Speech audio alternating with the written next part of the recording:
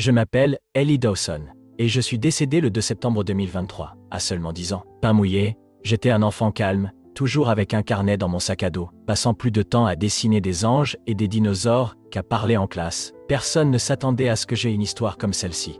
Mais ce que j'ai vécu, entendre Jésus lui-même, est quelque chose que je ne peux jamais oublier, et je ne peux pas rester silencieux à ce sujet. C'était un samedi matin, et ma mère nous avait emmenés rendre visite à mes grands-parents. Je me souviens de jouer dans le jardin avec mon cousin Gabriel, essayant de lui montrer à quelle vitesse je pouvais courir sur l'herbe.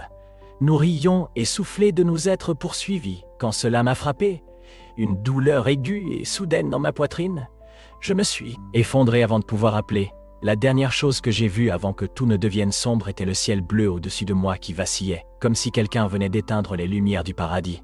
Ce qui a suivi ne ressemblait ni à un sommeil ni à un rêve. Un instant, j'étais sur l'herbe avec ma mère criant mon nom, et quelqu'un composant le 911, et l'instant d'après, je flottais pas en volant avec des ailes, mais sans poids et m'élevant sans effort. Je pouvais les voir en bas, mon corps immobile, mon cousin figé, ma mère pleurant et frappant ma poitrine. Les sirènes de l'ambulance résonnaient au loin. Mais je n'avais pas peur ni n'étais confus. Cela semblait paisible, comme si j'avais glissé à travers une porte, invisible vers quelque chose de plus grand que je n'avais jamais imaginé. Tout autour de moi commençait à briller. Ce n'était pas seulement de la lumière, c'était vivant. L'air scintillait de quelque chose que je ne pouvais décrire que comme de la musique, bien que ce ne soit pas d'un instrument. C'était comme si chaque particule de lumière chantait une note qui faisait que tout mon être se sentait connu et en sécurité. Puis, la lumière m'a tiré en avant, pas de mur, pas de tunnel, juste du mouvement. J'étais attiré vers quelque chose de totalement pur et infini. C'est alors que je l'ai vu, debout au milieu de cet endroit radieux, plus brillant que tout. Mais je pouvais le voir clairement. Il ressemblait à un homme, mais plus qu'un homme. Ses yeux ont été la première chose que j'ai remarquée. Il ne faisait pas que me regarder. Il me lisait, me connaissait, et m'aimait toujours. Il ne parlait pas avec sa bouche, il n'en avait pas besoin. Les mots apparaissaient dans mon cœur, comme s'ils avaient toujours été là. Et il a dit, « Ellie, tu es à moi. » Je suis tombé à genoux, non par peur, mais parce que mon âme savait qu'il était tout ce que j'avais toujours désiré.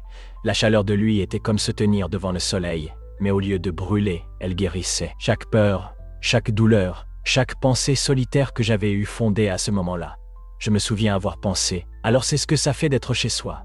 Puis il m'a regardé, et la chaleur a changé. Elle n'a pas disparu. Elle est juste devenue plus sérieuse, toujours aimante, toujours douce, mais il y avait du poids derrière son regard. « Tu ne peux pas rester », a-t-il dit.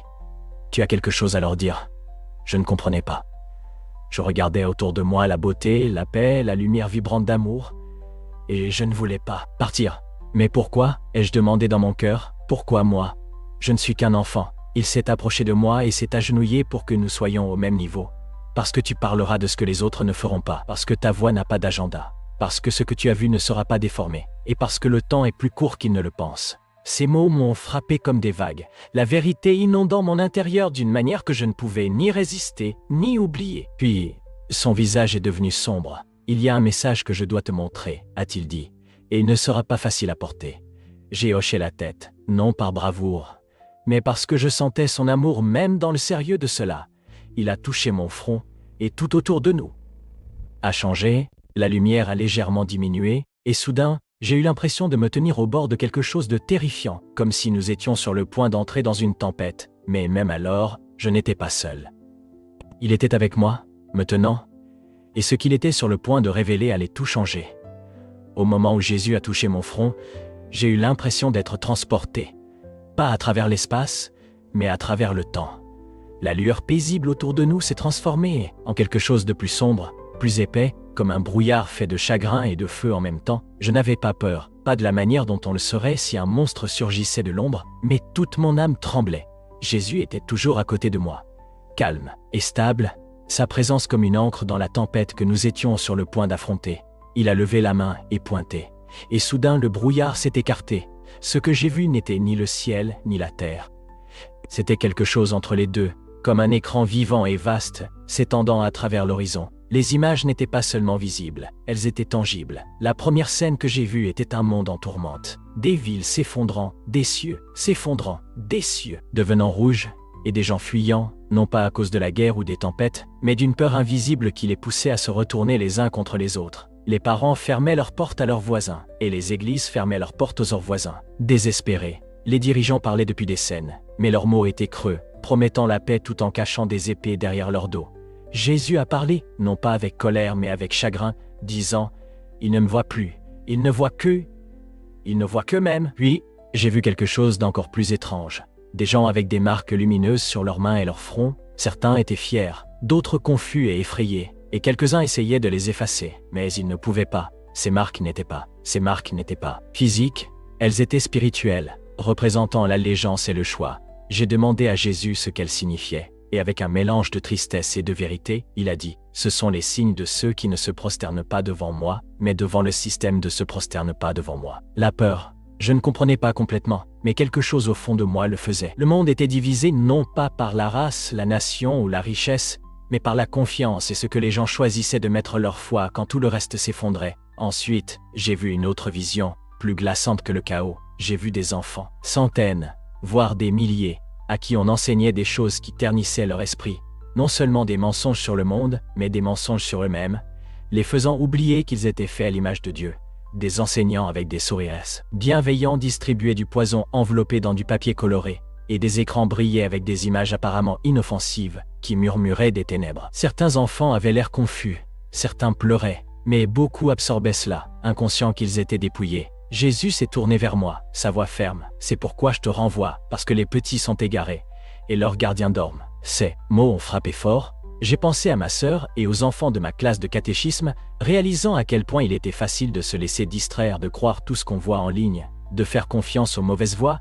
Les scènes ont de nouveau changé, montrant des églises, grandes et petites, remplies de gens chantant et prêchant, mais quelque chose n'allait pas. Je pouvais voir à travers les murs dans les cœurs. Certaines personnes brillaient d'un amour authentique, mais la lumière d'autres était faible. Ils chantaient fort, mais leurs esprits étaient ailleurs. Certains pasteurs parlaient de Jésus, mais derrière leurs yeux, je voyais de l'orgueil, du contrôle, même de la cupidité. Jésus a murmuré, « Beaucoup m'honorent avec leurs lèvres, mais leur cœur est loin de moi. Ses cœurs est loin de moi. » C'est alors que j'ai vu une ligne, un fil d'or mince traversant la terre, s'étendant à travers les maisons, les églises, les villes, même la nature sauvage. J'ai demandé à Jésus ce que c'était, et il a dit, « C'est le reste, mes élus, non choisis pour le privilège, mais pour la pureté. Ils ont été affinés par le feu, rejetés par le monde, mais ils ne m'ont pas lâché. Ils luttent, mais ils croient encore, et ils brilleront quand le monde deviendra le plus sombre. » J'ai ressenti un mélange d'espoir et de tristesse. L'espoir que certains tenaient encore fermement à la vérité. La tristesse parce qu'ils étaient peu nombreux. J'ai compris alors que l'avertissement que Jésus m'avait donné n'était pas seulement pour le monde. Pour l'Église, dis-leur, a dit Jésus, que mon retour est plus proche qu'ils ne le pensent. Non pas comme une date à craindre, mais comme un appel à se préparer. Je ne viens pas pour effrayer, mais pour séparer le blé de l'ivraie, le vrai du faux, l'humble de l'orgueilleux. Les larmes ont rempli mes yeux. Je ne savais pas quoi dire. Je n'étais qu'un garçon. Que pouvais-je faire? Jésus a placé sa main sur mon cœur à nouveau. Et cette fois, j'ai ressenti une puissance. Pas celle qui vous rend fort en muscles, mais fort en âme. Tu n'es pas seul, a-t-il dit. Je parlerai à travers toi. Sois juste fidèle, sois juste disposé. Avec cela, les visions se sont estompées, le brouillard s'est levé, et j'ai senti mon esprit commencer à redescendre vers mon corps. Mais avant de partir, Jésus m'a donné un dernier mot.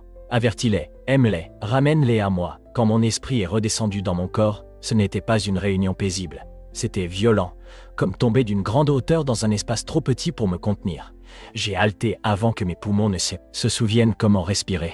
La chambre d'hôpital était chaotique. Les infirmières criaient, les machines bipaient de manière erratique, la voix de ma mère hurlait mon nom, comme si c'était le seul mot qu'elle pouvait encore dire. J'ai ouvert les yeux, mais pendant un moment, je n'étais pas vraiment de retour. Mon corps était là, mais mon âme était étirée, encore attachée à quelque chose de plus élevé, de plus sacré. Il a fallu des minutes avant que je puisse vraiment ressentir à nouveau le poids de mon corps. Et quand je l'ai fait, c'était insupportable, non pas à cause de la douleur, mais à cause de ce que je portais maintenant. J'avais regardé dans les yeux de Jésus-Christ, vu des âmes errantes, des marques brillantes, des églises endormies et des enfants absorbant du poison. On m'avait montré ce que si peu voient jamais, la véritable cause de la cécité spirituelle. Et maintenant, j'étais à nouveau un enfant, un garçon allongé dans un lit d'hôpital, avec des moniteurs collés à ma poitrine. Comment expliquer l'éternité à des gens piégés dans le temps? Les médecins ont appelé cela un miracle. Ils ont dit que j'avais fait un arrêt cardiaque pendant près de 4 minutes et puis, sans aucune explication médicale, je suis revenu. Une infirmière a chuchoté qu'elle avait prié. Une autre a dit qu'elle avait vu une étrange lueur autour de moi juste avant que mon cœur ne recommence à battre, mais la première personne à vraiment écouter était ma mère. Je lui ai tout raconté, pas tout d'un coup, mais morceau par morceau à mesure que mes forces revenaient. Au début, elle m'a regardé comme les forces revenaient. Parents regardent les enfants avec une imagination débordante. Mais ensuite, je lui ai dit des choses que je ne pouvais pas savoir, comme ce que faisaient les infirmières pendant que j'étais inconscient. J'ai décrit un outil qui était tombé sous le lit, quelque chose qu'elle avait vu mais dont elle n'avait parlé à personne. Je lui ai dit les noms d'anges que je n'avais jamais entendus auparavant dans aucun livre ou film. Elle a pleuré, non pas par peur, pas même de tristesse, mais parce qu'elle me croyait. Au plus profond de son propre esprit, elle avait un jour supplié Dieu de se révéler à elle d'une manière indéniable. Et maintenant, à travers son fils, il l'avait fait. Mais tout le monde n'était pas aussi ouvert. La nouvelle s'est rapidement répandue dans notre communauté ecclésiale. Certains étaient intrigués, voire émus. D'autres ont rejeté cela. Il hallucinait juste, a dit un ancien. Les expériences de mort imminente sont toutes chimiques. Ne faites pas de doctrine à partir de rêves. Cela a piqué plus que je ne l'avais prévu. Je n'essayais pas d'écrire une nouvelle doctrine. J'essayais pas d'écrire une nouvelle doctrine. De sauver des vies. Parce que Jésus ne m'avait pas renvoyé avec des suggestions. Il m'avait renvoyé avec un avertissement. Au cours des semaines suivantes, des choses étranges ont commencé à se produire. Je me réveillais à 3h33, presque chaque nuit, mon cœur battant. Des versets bibliques brûlant dans mon esprit, des versets que je n'avais jamais mémorisés auparavant. Mon appétit pour les dessins animés et les jeux vidéo a disparu. Au lieu de cela, je passais des heures à lire la Bible, non par obligation, mais par désespoir. C'était comme si le ciel avait ouvert une partie de mon âme. Et maintenant seule, la vérité divine pouvait satisfaire. Puis vinrent les rêves, vifs et détaillés, chacun lié d'une manière ou d'une autre à ce que Jésus m'avait montré. Dans l'un, je me tenais dans une église regardant des gens chanter avec des yeux vides. Dans un autre, j'ai vu des champs de blé et d'ivraie être récoltés, et des anges se déplaçant rapidement avec des faucilles. Lumière. Dans le rêve le plus obsédant, j'ai vu une horloge, ancienne et dorée, suspendue dans le ciel, décomptant non pas avec des secondes, mais avec des choix. Chaque tic représentait quelqu'un prenant une décision finale sur l'éternité. J'ai essayé de partager ces rêves avec notre groupe de jeunes. Certains enfants ont ri, quelques-uns avaient l'air mal à l'aise. Une fille, cependant, nommée Layla, est restée en silence stupéfait tout le temps. Après que tout le monde soit parti, elle est venue vers moi et a chuchoté. J'ai vu l'horloge aussi. C'était la première fois que je réalisais que je n'étais pas le seul. Il y en avait d'autres, des enfants, des adultes, des gens à qui on avait montré des choses similaires, des avertissements, des visions, des visites. Pas fou, nous ne mentions pas, nous étions préparés. J'ai commencé à ressentir une lourde responsabilité, comme si je portais un feu en moi qui ne pouvait pas être éteint. Je n'étais plus juste un garçon. J'étais un messager, un témoin, et peu importe à quel point je me sentais mal à l'aise ou rejeté, je devais parler, parce que le temps était court. Je me souviens encore de la première fois où je me suis levé devant la congrégation pour partager officiellement mon histoire. Mes mains tremblaient, ma voix se brisait. Je n'étais pas éloquent, mais j'étais honnête. Je leur ai dit ce que j'avais vu, je leur ai dit ce que Jésus avait dit. Et quand j'ai levé les yeux à la fin, je n'ai pas vu d'applaudissements ou de louanges. J'ai vu des larmes, des hommes adultes pleurant, silencieusement, des mères serrant leurs enfants, un silence si épais que vous pouviez le sentir pressé contre votre peau. Quelque chose avait percé, non pas parce que j'étais spécial, mais parce que Dieu avait utilisé le faible pour confondre le fort. Après cette nuit, notre église a commencé à changer, lentement au début. Les gens ont commencé à confesser des péchés secrets, des mariages ont commencé à guérir. Les réunions de groupes de jeunes se sont transformées en veillées de prière. Quelques familles ont même ouvert leur maison pour des soirées de culte régulières qui ressemblaient plus à des rassemblements de la chambre haute qu'à des événements sociaux. Mais je n'ai jamais oublié le message. Jésus ne m'avait pas montré ces choses pour divertir. Il me les avait montrées pour que je puisse avertir. Et l'avertissement n'était pas terminé. Il y avait plus qu'il voulait que je partage, plus encore à venir. Il m'avait dit, je parlerai à travers toi, sois juste fidèle, et donc je le serai. Dans les mois qui ont suivi mon retour, il est devenu clair que je n'étais pas seulement revenu avec un message, j'étais revenu changé, et pas seulement émotionnellement ou spirituellement. Il y avait quelque chose de différent dans ma présence même. Les animaux réagissaient étrangement à moi, certains plus affectueusement, d'autres avec un malaise visible. Mes rêves sont devenus encore plus vifs, parfois me réveillant avec des larmes coulant sur mon visage avant même que je comprenne ce que j'avais vu. Le temps aussi a commencé à se sentir différent, plus lent à certains moments, douloureusement rapide à d'autres. C'était comme vivre dans deux royaumes à la fois, la terre et l'éternité. Chacun me tirant dans des directions opposées. Une nuit vers la mi-avril, je me suis réveillé d'un rêve terrifiant. Dedans, je me tenais sur un rivage, et une vague massive, noire, contrairement à tout ce qui existe dans la nature, se précipitait vers la terre, mais la vague n'était pas faite d'eau. Elle était faite de voix, criant, riant, moqueuses, toutes entremêlées comme une tempête de désespoir. Juste avant qu'elle ne frappe, j'ai vu des gens lui tourner le dos, distraits par des appareils lumineux dans leurs mains. Ils ne l'ont jamais vu venir. Quand je l'ai dit à ma mère, elle a dit ne l'a pas remis en question. Elle a prié avec moi, elle a jeûné avec moi, et puis, elle a fait quelque chose de courageux. Elle a partagé mon rêve avec notre pasteur. À ma surprise, il l'a pris au sérieux. Il a appelé à une nuit de prière spéciale pour notre église. Et ce qui s'est passé ensuite, je ne peux toujours pas l'expliquer pleinement. Cette nuit-là, alors que nous nous rassemblions dans le sanctuaire, peut-être 40 d'entre nous en tout, l'atmosphère était lourde. L'atmosphère était lourde, presque électrique. Les gens adoraient, oui, mais quelque chose changeait. Soudain, les gens ont commencé à tomber à genoux, se repentant à haute voix, beaucoup pour des choses qu'ils n'avaient jamais confessées auparavant. Il y avait des cris, des gémissements, des rires. Une femme s'est effondrée sous le pouvoir de quelque chose de plus grand que nous, et a commencé à parler des mots que personne ne pouvait comprendre. Notre pasteur l'a discerné comme un message dans l'esprit, et son interprétation a stupéfié la salle. L'heure approche comme un voleur, le nuage de voix s'élève. Ne dormez pas comme les autres dorment. Réveillez-vous, ma fiancée, et taillez vos lampes. Le lendemain matin, la station de radio chrétienne locale a appelé un réveil, et peut-être que c'en était un. Mais pour moi, c'était quelque chose de plus profond. C'était une confirmation. La vague était réelle, et elle arrivait. À peu près à la même époque, mes rêves ont commencé à montrer des dates. Je voyais des calendriers avec des jours uniques entourés, certains en rouge, d'autres en or le 13 mai, le 5 juin, le 18 septembre, toujours clignotant une fois, puis s'estompant avant que je puisse demander ce qu'ils signifiaient. Mais chaque date semblait lourde. J'ai commencé à les écrire dans un journal, priant sur chacune d'elles. Plus d'une fois après qu'une de ces dates soit passée, un événement mondial s'est produit, une catastrophe naturelle, un bouleversement politique, un signe étrange. Dans le ciel? Coïncidence? Peut-être. Mais j'avais cessé de croire aux coïncidences le jour où mon cœur a cessé de battre, et j'ai rencontré Jésus face à face. Puis quelque chose d'encore plus effrayant s'est produit. J'ai commencé à voir les marques à nouveau. Pas dans des visions, pas dans des visions, pas dans des visions. Rêve. Mais dans la vie réelle, au début, c'était subtil. Un léger scintillement sur le front de quelqu'un, alors qu'il passait devant moi à l'école, une lueur momentanée dans le coin de mon œil, pendant le culte du dimanche. Je pensais que j'imaginais des choses jusqu'à ce que je tende la main et touche l'épaule d'une camarade de classe, et elle s'est reculée, l'air choqué. « Comment savais-tu que je pensais à ça ?» a-t-elle demandé. Je n'avais pas prononcé un mot, mais je savais.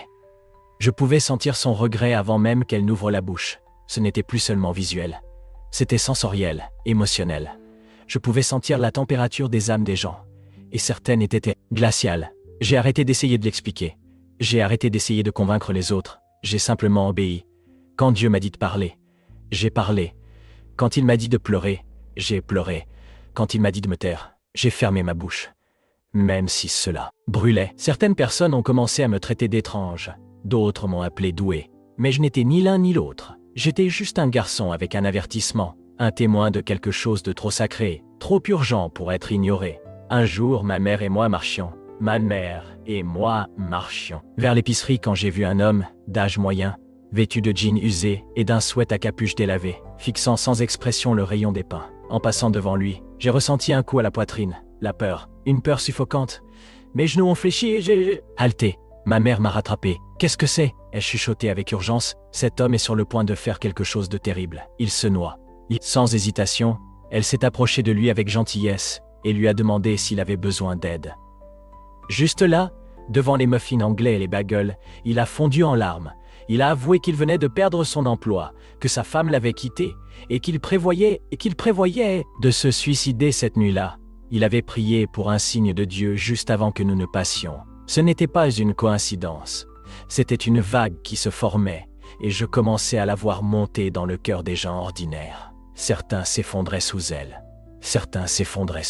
Tandis que d'autres s'élevaient avec elle, la ligne de démarcation devenait plus claire chaque jour, et je réalisais que le message terrifiant que Jésus m'avait donné ne concernait pas seulement l'avenir. Il se produisait ici et maintenant. Ce n'était pas à propos de tremblements de terre, de guerre ou d'effondrement économique. Bien que ceci puisse venir, c'était à propos des cœurs, de la ligne invisible entre la reddition et la rébellion, entre la lumière et les ténèbres, et elle se déplaçait. Rapidement, Jésus m'avait montré ces choses non pas pour me faire peur, mais pour me préparer, et maintenant il est montré aussi aux autres. Je n'étais plus seul. La partie la plus effrayante était la vision suivante, la plus sombre jusqu'à présent, l'obscurité dedans. Cette vision n'était pas seulement l'absence de lumière, c'était la présence de quelque chose de froid, calculé et attentif. Elle m'est venue une nuit, au début de mai, pendant un temps de prière profonde. J'avais jeûné pendant 3 jours, non pas parce que quelqu'un me l'avait dit, mais parce que je ressentais une incitation divine. Mon appétit s'est estompé, remplacé par une sainte désespérance. Je voulais comprendre le message que Jésus m'avait donné. Je voulais être prêt. Cette nuit-là, je me suis endormi en murmurant son nom, et j'étais immédiatement ailleurs. Je me tenais dans ce qui ressemblait à une vaste ville incolore. Les bâtiments étaient hauts mais sans vie, pas en décomposition, juste creux, il n'y avait pas d'oiseaux. Passe, de vent, pas de voix, l'air semblait comprimé, comme si quelque chose d'invisible pressait de tous côtés. Au-dessus, là où un soleil aurait dû être, se trouvait une énorme horloge noire, ni numérique, ni mécanique, juste tournant lentement et de manière inquiétante. Chaque tic résonnait comme un tonnerre, mais personne ne réagissait. Il y avait des gens dans les rues, des centaines d'entre eux marchant en ligne droite, les yeux vides, tous se dirigeant dans la même direction vers un bâtiment de verre imposant qui scintillait comme un mirage. Il pulsait avec des couleurs étranges, presque hypnotiques. J'ai essayé de les appeler, de les avertir, mais aucun son ne sortait de ma bouche. J'étais invisible pour eux. Puis j'ai entendu une voix, pas à haute voix, mais profondément dans ma poitrine. C'est l'heure de la décision. Et ils ne le savent pas. Je me suis tourné pour voir Jésus à nouveau, radieux et triste, debout à côté de moi. Mais il y avait quelque chose de différent dans ses yeux. Avant, ils étaient remplis d'une urgence douce. Maintenant, ils brûlaient de chagrin. Le monde est devenu insensible, dit-il. L'ennemi a placé un voile sur leurs esprits. Ils poursuivent le confort, ils poursuivent l'approbation, ils poursuivent la fausse lumière, mais l'horloge tourne. J'ai regardé à nouveau l'horloge noire. Je pouvais voir maintenant qu'à chaque fois qu'elle avançait d'un tic, une âme s'effondrait dans la foule, tombant là où elle se tenait, disparaissant comme une brume. Personne ne remarquait. Personne ne s'arrêtait pour aider, ils continuaient simplement à marcher. Peuvent-ils être sauvés, lui ai-je demandé, bien que ma voix ne sorte toujours pas. Il a répondu quand même, oui, mais ils doivent être secoués. Et puis il m'a montré la secousse. Soudain, la scène a changé. Je volais au-dessus d'un monde qui ressemblait au nôtre, mais tout clignotait, comme un signal perdant de la force. J'ai vu une nation trembler. Non pas à cause de la guerre, mais à cause de l'exposition. Les systèmes se dénouaient, les secrets étaient traînés à la lumière, les dirigeants autrefois loués étaient déshonorés. Les gens se levaient, mais sans but, poussés par la rage, pas par la vérité. J'ai vu des églises, certaines brûlant de l'intérieur, non pas par les flammes, mais par le compromis. D'autres restaient fermes, rayonnantes, entourées de gens à genoux, pleurant en repentance. J'ai vu des enfants prophétiser, des personnes âgées imposer les mains, et guérir les malades. J'ai vu des rassemblements clandestins dans des endroits où la foi avait été interdite. J'ai vu des gens abandonner richesse et réputation juste pour suivre Jésus avec audace. Mais j'ai aussi vu beaucoup tomber. Certains se moquaient des avertissements, certains s'accrochaient à de faux enseignants promettant le confort sans repentance. Certains utilisaient même les Écritures pour justifier la haine, l'orgueil et la cupidité. Ils avaient l'air religieux, ils semblaient spirituels, mais ils portaient la marque de l'horloge noire. Puis Jésus a dit quelque chose que je n'oublierai jamais. Ma miséricorde est longue mais pas infinie. Je suis en train d'appeler. Le temps est court. La secousse révélera ce qui ne peut être simulé. Et puis j'étais de nouveau debout dans ma chambre, en sueur, tremblant, haletant pour respirer. Ma Bible était tombée ouverte sur le sol. Et j'ai vu le verset me regardant. Encore une fois, je secourais non seulement la terre, mais aussi les cieux. Je n'ai pas dormi à nouveau cette nuit-là. Je ne pouvais pas. Les images me hantaient, non pas par peur, mais par but. J'avais vu l'horloge noire, j'avais entendu le tic, et je savais que ce qui allait arriver en mai 2025 n'était pas juste un tonifié. 2025 n'était pas juste un événement unique, c'était le début d'une ligne de démarcation spirituelle, la montée des fidèles, l'exposition des faux, l'appel final, pour que les cœurs retournent à leur créateur. Le lendemain matin, je me suis assis à notre table de cuisine, encore en pyjama, et j'ai tout écrit dans un cahier à spirale, chaque détail, chaque mot. J'ai intitulé la page « La vision de l'horloge ». Ma mère l'a lu en silence, puis elle a posé sa main sur mon épaule et a chuchoté « Nous devons nous préparer ». Et c'est ce que nous avons fait. Nous avons commencé à vivre différemment. Nous avons réduit nos écrans. Nous avons diminué les distractions. Nous avons ouvert notre maison pour la prière. Nous avons partagé de la nourriture. Nous avons partagé de la nourriture, pardonné aux gens, nous avons jeûné, nous sommes restés éveillés la nuit, criant à Dieu pour notre ville, notre école, nos amis, et nous avons attendu, non pas dans la peur, mais dans la préparation, car l'horloge noire n'avait pas cessé de tourner, et Jésus avait rendu une chose douloureusement claire. Ceux qui dorment n'entendront pas le dernier carillon. Mai 2025 est arrivé comme un murmure. Avant une tempête, calme, presque trompeusement tranquille, il n'y avait pas de sirène, pas d'explosion, pas de gros titres mondiaux déclarant une catastrophe. Mais ceux qui étaient éveillés le ressentaient. Quelque chose avait changé, non seulement dans l'atmosphère, mais profondément dans l'âme du monde. Je me souviens d'être assis à ma fenêtre tôt un matin, regardant le ciel. C'était le même ciel sous lequel j'avais grandi, les mêmes arbres, le même chant d'oiseaux, mais tout semblait mince, comme un décor en papier qui pourrait être déchiré à tout moment pour révéler quelque chose d'infiniment plus grand. Je ne pouvais pas me débarrasser du sentiment que nous avions franchi un seuil invisible et qu'il n'y aurait pas de retour en arrière. Et puis cela s'est produit le 13 mai, d'urgence. C'était comme si quelqu'un avait placé une trompette à côté de mon cœur. Et je pouvais l'entendre commencer à sonner, non pas avec du volume, mais avec du sens. Quelque chose dans l'esprit était en train de s'agiter. Avant de continuer, juste une demande. Abonne-toi à notre chaîne, ça nous aide beaucoup à continuer. Je me suis glissé hors du lit et je suis allé dans le salon, où ma mère était assise recroquevillée sur le canapé, déjà éveillée. Elle m'a regardé sans surprise. L'avait ressenti aussi. Nous n'avons pas parlé au début. Nous nous sommes simplement agenouillés côte à côte, nous tenant par la main, priant en silence. Puis cela a commencé. Dehors, le vent s'est levé, mais il n'y avait pas de tempête. Les arbres se balançaient comme des danseurs au ralenti, et le ciel a pris des teintes que je n'avais jamais vues, des couleurs qui n'étaient pas dans le spectre visible, mais d'une manière ou d'une autre connue de l'âme. C'était comme si la création elle-même s'éveillait. J'ai entendu à nouveau le bourdonnement, la même basse fréquence divine que j'avais entendue en présence de Jésus lors de ma vision. Cela ne venait pas de la terre, cela passait à travers elle. Et puis je les ai vus, des gens émergeant de leur maison, certains en pyjama, certains pleurant, certains riant de joie, d'autres avec des lèvres tremblantes. C'était comme si quelque chose avait ouvert leurs yeux tout à coup. C'étaient des gens ordinaires, enseignants, concierges, retraités, mécaniciens, maintenant debout dans leur jardin comme des pèlerins qui venaient d'arriver aux portes de Sion. Certains se sont agenouillés sur le trottoir et se sont repentis là même. D'autres ont levé les mains vers les cieux sans savoir pourquoi. Ce n'était pas un réveil dirigé par un prédicateur. Il n'y avait pas de scène, pas de groupe, pas de diffusion en direct. C'était Dieu déversant son esprit comme si les écluses de l'éternité avaient enfin été ouvertes. Mais tout le monde n'a pas réagi de cette façon. D'autres ont crié et sont rentrés à l'intérieur, claquant les portes, fermant les rideaux. J'ai vu un homme se griffer les oreilles, comme s'il essayait de faire taire une voix qui ne cessait de parler à sa conscience. Un autre a maudit le ciel, son visage tordu de rage et de confusion. Cela m'a brisé le cœur. Je voulais les cœurs. Je voulais les attraper, les secouer, leur dire « c'est ça, c'est la chance qu'il a promise ». Mais je ne pouvais pas l'imposer. Le moment nécessitait le libre arbitre, un choix final. Et je savais que nous avions atteint le moment que Jésus m'avait montré, l'heure de la décision. Soudain, le temps semblait s'arrêter, l'air scintillait, et pendant quelques secondes seulement, le voile entre le ciel et la terre a disparu. J'ai vu la lumière percer les terres. Fissures du ciel, j'ai vu des anges, des centaines se déplaçant comme des courants de feu, et au centre de tout cela, je l'ai vu, Jésus, pas comme l'homme doux en robe que j'avais vu enfant dans les livres d'école du dimanche, mais comme roi, souverain, inébranlable. C'est comme roi, souverain, inébranlable. Ses yeux contenaient les galaxies, sa voix était à la fois tonnerre et murmure. Il n'avait pas besoin de parler audiblement, sa présence déclarait la réalité. Je me suis effondré à genoux sans hésitation, les larmes coulant sur mes joues. Ce n'était pas la peur qui m'envahissait.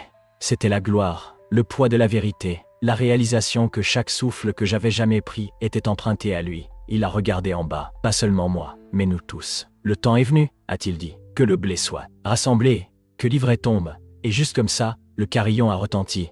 Ce n'était pas fort. Cela n'a pas secoué la terre, mais cela a secoué l'âme. C'était le dernier carillon de l'horloge noire, celle que j'avais vue dans la vision. Et quand il a sonné, j'ai su qu'une ligne avait été tracée. Ce jour-là, une scission s'est produite dans l'esprit, non visible dans les nouvelles, non annoncée sur les réseaux sociaux, mais connue de chaque cœur. Certains ont marché vers la lumière, d'autres se sont retirés dans l'ombre, et à partir de ce moment-là, rien n'a été pareil. Dans les semaines qui ont suivi, nous avons commencé à voir les fruits. Des gens qui avaient vécu des décennies dans l'amertume, pardonnant tant. Soudainement leurs ennemis, des toxicomanes étant délivrés du jour au lendemain, des communautés entières revenant à Dieu.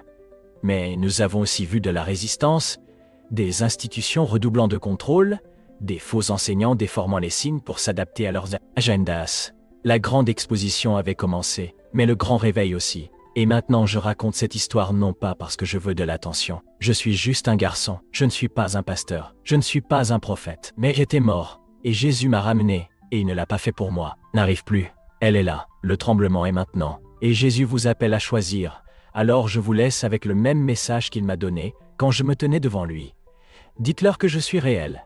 Dites-leur que je viens. Et dites-leur que le dernier carillon est plus proche qu'ils ne le pensent. Si cette histoire a remué quelque chose en vous, ne la laissez pas s'éteindre. Commentez ci-dessous quelles parties vous ont le plus secoué. Partagez cela avec quelqu'un que vous aimez. Et surtout, allez dans un endroit calme aujourd'hui et parlez à Jésus. Il écoute, il attend, et il vous aime plus que vous ne pourriez jamais comprendre.